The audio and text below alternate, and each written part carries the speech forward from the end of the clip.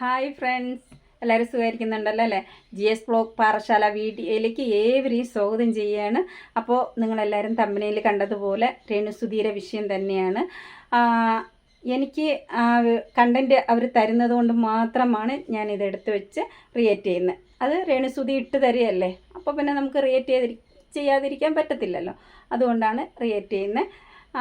Comment ഇടാനുള്ള അവകാശം നിങ്ങൾക്കുള്ളതാണ്, ഞാനില്ല എന്ന് പറയുന്നില്ല. പക്ഷേ അത് എന്നെക്കുറിച്ച് മാത്രം ഇടണമെന്ന് മാത്രമേ എൻ്റെ ഒരു റിക്വസ്റ്റായിട്ട് നിങ്ങൾ എടുക്കുക. മോനെക്കുറിച്ച് പറയാതിരിക്കുക പ്ലീസ്. കാരണം രേണുസുധിക്ക് ക്യാൻസറാണ്, ഞാൻ സമ്മതിക്കുന്നു. എൻ്റെ മോനും ക്യാൻസറാണ്. പക്ഷേ ആ ക്യാൻസർ മൂലം എൻ്റെ മോനൊരു കാലും കൂടെ നഷ്ടപ്പെട്ടിരിക്കുകയാണ്. അതും കൂടെ നിങ്ങൾ മനസ്സിലാക്കണം. രേണുസുധിയെ പോലെ ക്യാൻസർ മാത്രമായിട്ടല്ല അവൻ ഇന്ന് ജീവിക്കുന്നത്. അപ്പോൾ നിങ്ങൾ എൻ്റെ കുട്ടിയെ പറയാൻ പാടില്ല. കാരണം എൻ്റെ കുട്ടി എന്ത് തെറ്റാണ് നിങ്ങളോട് ചെയ്യാൻ വന്നത്?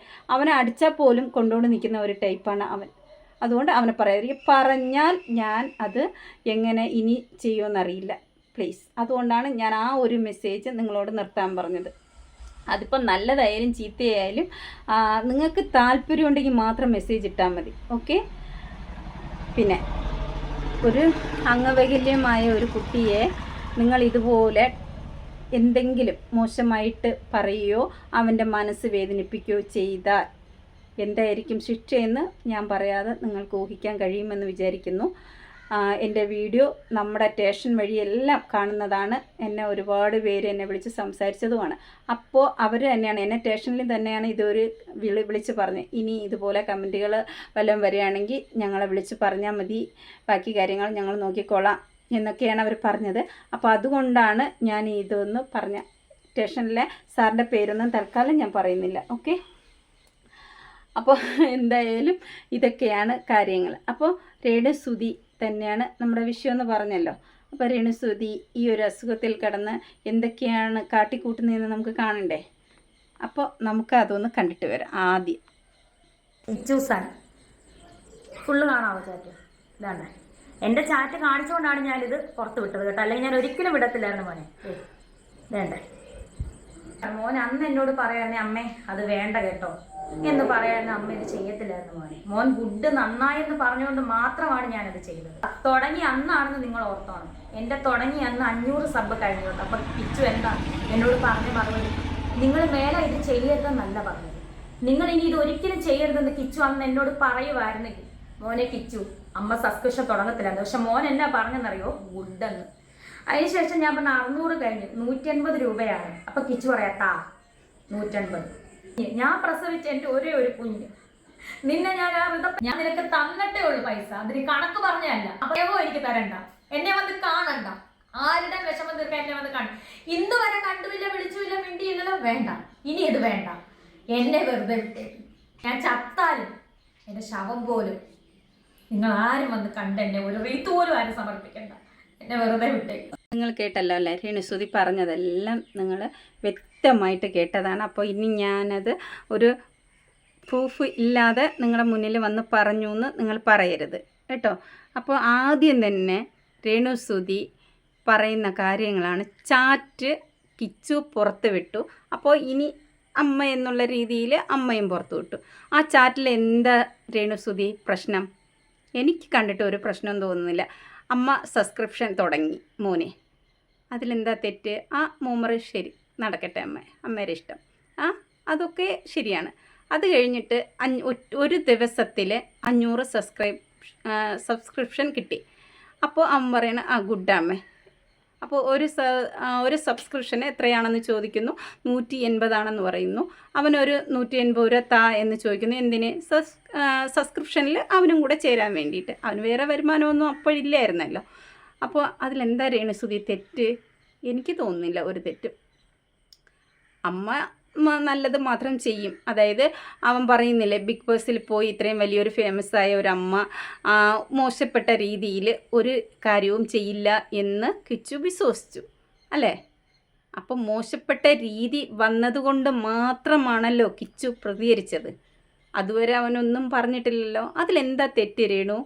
എനിക്കറിയില്ല. അതുകൊണ്ടാണ് ഞാൻ ചോദിക്കുന്നത്. കണ്ടുകൊണ്ടിരിക്കുന്ന നിങ്ങൾക്ക് അതിലെന്തെങ്കിലും തെറ്റ് തോന്നുന്നുണ്ടെങ്കിൽ അത് പറയാൻ കേട്ടോ. പിന്നെ രണ്ടാമത്തെ കാര്യം എന്ന് പറയുന്നത്, അവർ തമ്മിലുള്ള ചാറ്റാണ് ഇപ്പോൾ പുറത്തുവിട്ടിരിക്കുന്നത്. ഞാനിനി ഒരു കുട്ടിയെ പ്രസവിച്ചിട്ടുള്ളൂ. ശരിയാണ്, രേണുസുതി ഒരേ ഒരു കുട്ടിക്ക് തന്നെയാണ് ജന്മം കൊടുത്തിട്ടുള്ളത്. അത് 100% രേണുസുതി പറയുന്നത് ശരിയായ കാര്യം തന്നെയാണ്. അപ്പോൾ ഒരു വളർത്തുമോൻ ഉണ്ടായിരുന്നല്ലോ, രേണുസുതിയുടെ ഹസ്ബൻഡ്, അതായത് സുധിയെ ചാക്കിട്ട് പിടിക്കാൻ വേണ്ടി കുഞ്ഞിനെ ആദ്യം മയക്കി പറക്കിയെടുത്ത് സെറ്റാക്കി വെച്ചിട്ട് സുധിയെ ചാക്കിട്ട് പിടിച്ച് ഭർത്താവാക്കിയെടുത്തു. അതവിടെ നിൽക്കട്ടെ.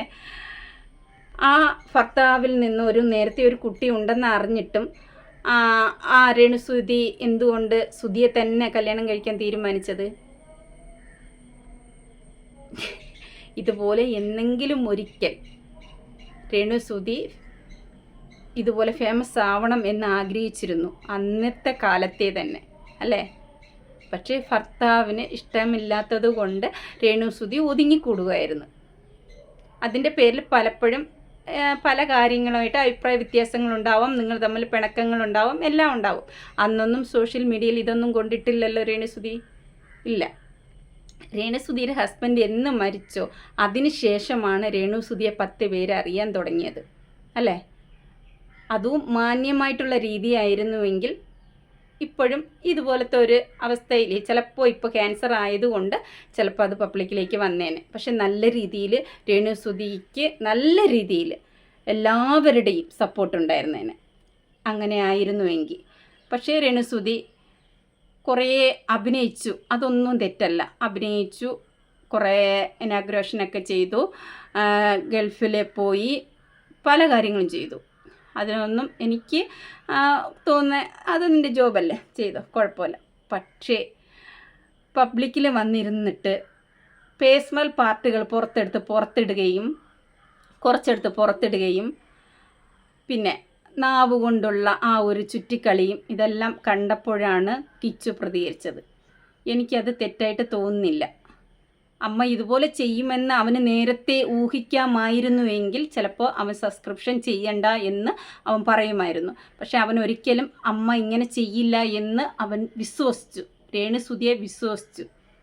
അമ്മ ഒരിക്കലും മറ്റുള്ളവരെ പോലെ തിരിയില്ല എന്ന് അവൻ വിചാരിച്ചു. പക്ഷേ ഇങ്ങനെയൊക്കെ ചെയ്യുന്നില്ലേ, സബ്സ്ക്രിപ്ഷൻ വഴിയുള്ള ആ ഒരു ലൈവുകളൊന്നും അമ്മ ചെയ്യില്ല എന്ന് കിച്ചു വിശ്വസിച്ചു. അതുകൊണ്ടാണ് കിച്ചു രേണുവിന് സപ്പോർട്ടായിട്ട് നിന്നത്. രേണു തെറ്റായിട്ടുള്ള വഴി പോയപ്പോൾ കിച്ചു അത് പ്രതികരിച്ചു. അത് രേണുവിന് ഇഷ്ടപ്പെട്ടില്ല. അവിടെ നിന്നാണ് നിങ്ങൾ തമ്മിലുള്ള പ്രശ്നങ്ങൾ സ്റ്റാർട്ട് ചെയ്യുന്നത്, അല്ലേ? ഇനി കിച്ചു കഴിഞ്ഞ കുറച്ച് കാലങ്ങളെക്കുറിച്ച് കിച്ചു കുറച്ച് വീഡിയോസൊക്കെ ചെയ്തിട്ടുണ്ട്. അവൻ്റെ മോശപ്പെട്ട രീതി എല്ലാം പറഞ്ഞിട്ടുണ്ട്. ഇനി അതൊക്കെ എടുത്ത് പുറത്തിടാനാണ് രേണുസുതിയുടെ ആവശ്യം. അതിപ്പോൾ എന്തോ ആയിക്കോട്ടെ, അത് വരുമ്പോൾ കാണാം.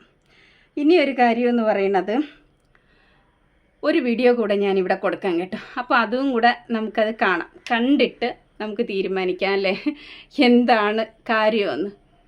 എന്തായാലും പ്രൂഫ് വേണമല്ലോ, അല്ലേ? നമുക്ക് എന്തിനും ഒരു പ്രൂഫാണ് നമുക്ക് ആവശ്യം. പ്രൂഫില്ലാതെ നമ്മളൊന്നും ഇവിടെ വന്ന് പറയുന്നില്ല. അപ്പോൾ നമുക്ക് അതൊന്ന് കാണാം. അതായത് ഞാനിപ്പം വയ്യാണ്ട് കിടക്കുമായിരുന്നു. അപ്പോഴാണ് എൻ്റെ വീട്ടുകാർ തന്നെ എൻ്റെ ഒരു വീഡിയോ ശ്രദ്ധയിൽപ്പെടുത്തിയത്. വേറെ ആരുടെയല്ല, കിച്ചു എന്നല്ല യഥാർത്ഥ പേര്, രാഹുൽ ദാസ്. കിച്ചു എന്ന് അവൻ്റെ അച്ഛനും വീട്ടുകാരൊക്കെ ഇട്ട പേരാണ്. ഇത്രയും നാളുമായിട്ട് മിണ്ടാതിരുന്ന കിച്ചു എന്ന രാഹുൽ ഇപ്പോൾ ഒരു വീഡിയോ ആയിട്ട് മുന്നോട്ടിറങ്ങിയിരിക്കുന്നു. സബ്സ്ക്രിപ്ഷൻ കൊണ്ടാണ് അമ്മയെ വെറുത്തന്നോ എന്നൊക്കെ പറഞ്ഞു. അങ്ങനെ രേണുസുതി പറഞ്ഞത് നിങ്ങൾ കേട്ടല്ലോ. രേണുസുതി മര്യാദയ്ക്ക് കീമോ എല്ലാം എടുത്ത് വന്ന് കിടക്കുകയാണ്. രേണുസുതിയുടെ മുന്നിലേക്ക് ഈ വീട്ടുകാർ കണ്ടൻറ്റുകൾ ഇട്ട് കൊടുക്കുകയാണ്. രേണുസുതിയുടെ മോൻ എന്ത് പറയുന്നു എന്ത് പറയണില്ല എന്നുള്ളതൊക്കെ നിങ്ങൾ പേഴ്സണലായിട്ട് സംസാരിച്ച് തീർക്കേണ്ട കാര്യം നിങ്ങൾ പബ്ലിക്കിലേക്ക് ഇട്ട് കൊടുക്കുമ്പോൾ പബ്ലിക്കിൽ നിന്ന് അതെടുത്ത് വെച്ച് റിയേറ്റ് ചെയ്യുന്ന ചാനലുകാർ അവർ റിയേറ്റ് ചെയ്തിരിക്കും. മനസ്സിലാവുന്നുണ്ടോ? അതിനിങ്ങനെ കിടന്ന് പേളക്കി തുള്ളേണ്ട ഒരു കാര്യമില്ല. രേണു വീട്ടുകാരോട് പറയും, അവരെന്തെങ്കിലും പറഞ്ഞിട്ട് പോട്ടെ അമ്മേ, അല്ലെങ്കിൽ ചേച്ചി എൻ്റെ ചെവിയിൽ ഇതൊന്നും കൊണ്ട് വരല്ലേ എന്ന് രേണു പറ. ഞാൻ പറയട്ടെ രേണുസുധീരെ വീട്ടുകാരോട്, എന്തിനാണ് ഇങ്ങനെ?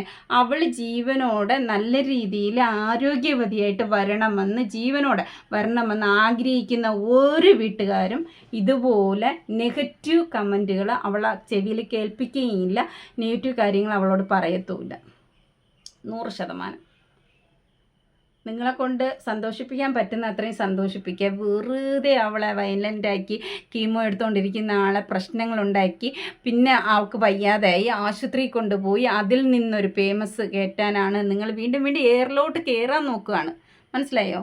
നിങ്ങൾക്ക് എപ്പോഴും എയറിൽ നിൽക്കണം, എയറിൽ നിന്ന് താഴെ ഇറങ്ങാൻ പാടില്ല. ബിഗ് ബോസിൽ പോയപ്പോൾ രേണുസുധി പറഞ്ഞ ഓർമ്മയുണ്ടോ ആർക്കെങ്കിലും?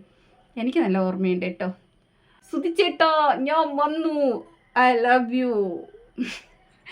രേണുസുധി ഫയറാണ് പോലും. ഒരു വല്ലാത്തൊരു സ്റ്റൈൽ തന്നെയായിരുന്നു കേട്ടോ. രേണുസുധി താഴില്ല, മുകളിൽ തന്നെ. അതാണ് ഇപ്പോഴും ചെയ്തുകൊണ്ടിരിക്കുന്നത്. രേണുസുധി ഒരിക്കലും താഴാൻ പാടില്ല. എന്നും എയറിൽ ഇങ്ങനെ പൊങ്ങി പൊങ്ങി പൊങ്ങി നിൽക്കണമെന്നാണ് രേണുസുധി ആഗ്രഹിക്കുന്നത്.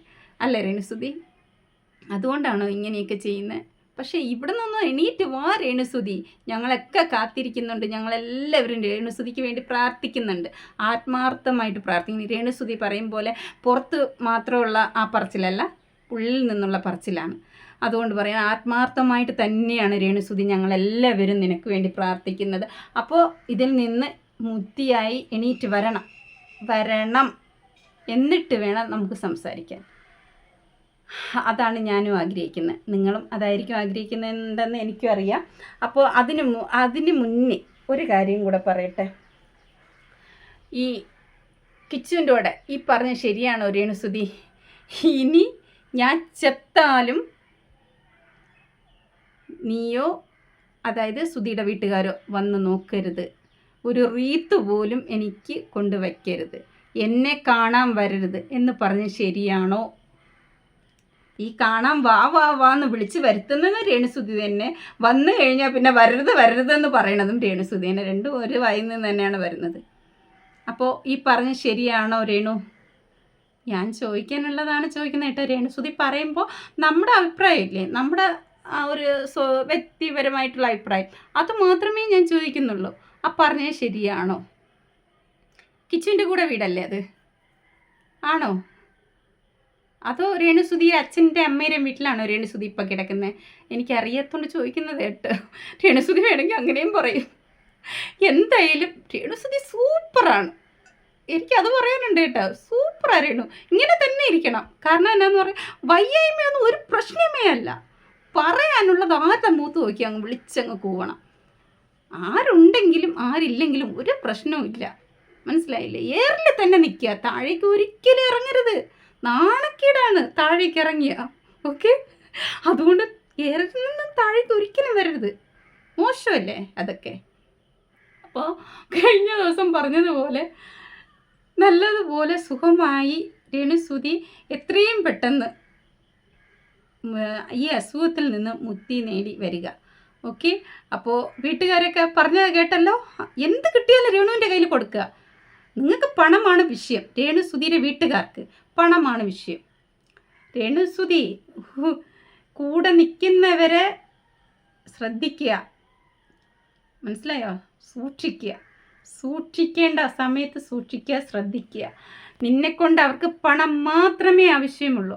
അതുകൊണ്ട് നീ എന്ത് പറഞ്ഞാലും എന്ത് ചെയ്താലും അവർക്കൊരു വിഷയമേ അല്ല. മനസ്സിലാവുന്നുണ്ടോ രേണുസുധി? രേണുസുധിയുടെ വീട്ടുകാർക്ക് പണം മാത്രമാണ് വിഷയം. രേണുസുധി എങ്ങനെ ജീവിച്ചാലും അവർക്കതൊരു വിഷയമല്ല, പണമാണ് അവരുടെ പ്രധാന കാര്യം. അത് ഞാൻ എടുത്തു തന്നെ രേണുസുധിയിലൂടെ പറയുകയാണ്.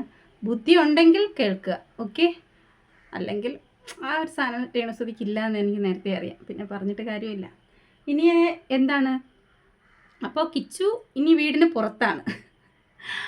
അപ്പോൾ എല്ലാവരും വീഡിയോ കാണുക, കണ്ടിഷ്ടപ്പെട്ട ലൈക്ക് അടിക്കാനും കമൻ്റ് ഇടാനും മറക്കരുത്.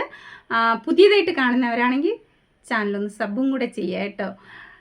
ഞാൻ പറയുന്നത് രേണുസുധിയെ മാത്രം. അപ്പോൾ രേണുസുധിയെ ഇഷ്ടപ്പെടുന്നവർ ചിലപ്പോൾ ഞാൻ പറയുന്നത് അംഗീകരിക്കാൻ പറ്റുന്നില്ലെങ്കിൽ അപ്പോൾ എന്നെ മാത്രം കമൻറ്റിൽ കൂടി വിമർശിക്കുക. എൻ്റെ കുഞ്ഞിനെ വിളിക്കാതിരിക്കുക. ഇപ്പോഴും എപ്പോഴും ഞാൻ പറയുന്ന ഒരു കാര്യമാണ്, എന്നെ മാത്രം പറയുക. Okay, bye. അടുത്തൊരു വീഡിയോയിൽ കാണാം.